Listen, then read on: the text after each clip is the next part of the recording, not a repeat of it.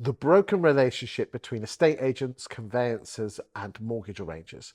Today, I'm joined by Chris Barry, who works for Thomas Legal, big in the game conveyancers. Chris, talk to me about the relationship between estate agents, conveyancers, and mortgage arrangers, and is it broken? Talk to me.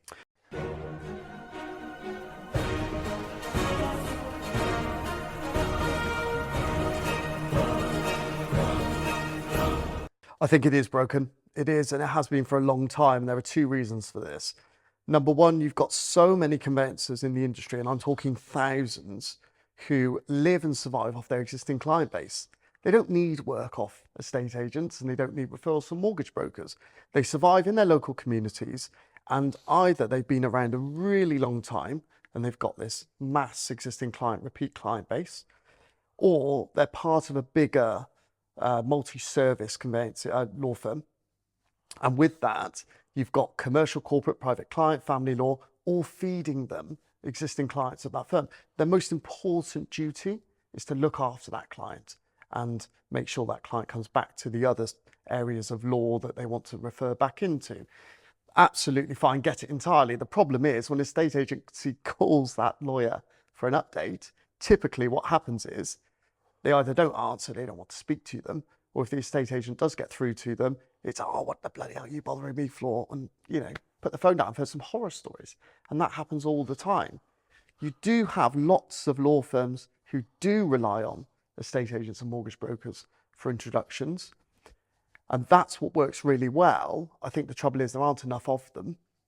There are only really that sort of middle pool of really good conveyancing You got firms. the big boys, the factories. Yeah, the factories are obviously buying up Google, first 4 pages. If you Google best conveyancers in my area in Knightsbridge, you won't get a conveyancing firm in Knightsbridge. But that's what will happen. So they don't need conveyancing. It's that sweet referrals. middle spot. It is, and there aren't enough. We haven't got a big enough market share. That's the problem. Of course, you're going to say that because you want a bigger market share yourself, being in that middle market. Okay, so that's where the problems with conveyances are. But where are the problems with estate agents, and where are the problems with mortgage brokers? Yeah, this is a really big issue, I think, and a growing issue with our industry, is that, in my view, the relationship that works best is a relationship-based proposition. So the estate agent, the conveyancer, the mortgage broker, they work together, they know each other, they probably go out for a beer. That is perfect. That's a dream setup for a client. But what you tend to get in our industry is lots of estate agents, the bigger they get, take advantage of referral business coming in and out of the firm, and it tends to be fee related. And when it becomes fee related, it becomes less relationship related. The bigger the fee, I think, the smaller the relationship. And that's one of the issues. Okay, you said it was relationship based, but you're working for a large firm, a medium-sized firm. Yeah. In the Cotswolds. My local mortgage arranger can't go out for a beer with your conveyancer in the Cotswolds. No, I mean, we're a really good example of what works well. So we are based in the Cotswolds and we're based in London. Our market share is 9% in Gloucestershire, and our market share in Southwest London is 2.5%. Now, we are one of the most dominant in both areas, and we've got offices in both areas. Our work is coming from the areas in which we're based. So although we are branded as a national firm, in reality, we're only working in areas that we can cover physically, where we can go out and see estate agents and mortgage brokers, because that faceless telephone relationship, I don't think necessarily works as well. Do you think conveyancers who are watching this, who want more business of estate agents, should be picking the phone up and saying, let's go out for a beer then?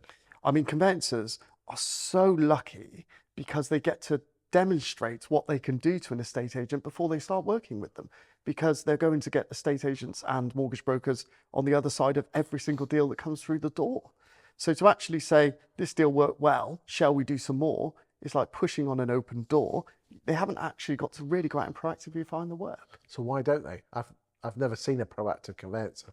I think the issue is that the conveyancing industry is so labour intensive that you can only grow your business with more people.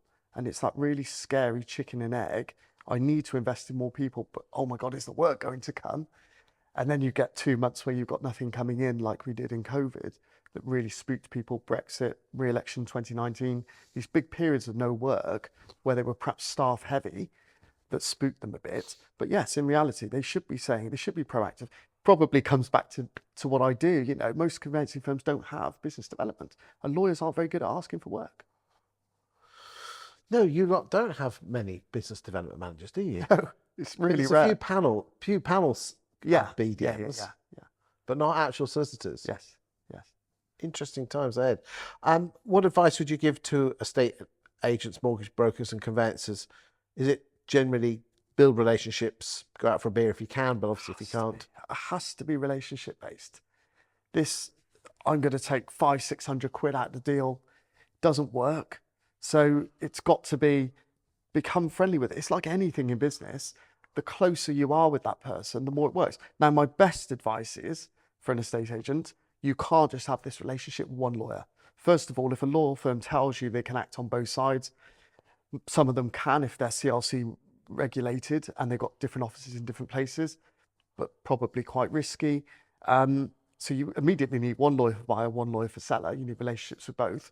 But also what I hear from estate agents every day is we had a really good relationship with a lawyer and then they got too busy, service fell down, communication levels fell down, so I need to find another one. So perhaps 2 or 3 might be better. There you go. You heard it here first, ladies and gentlemen.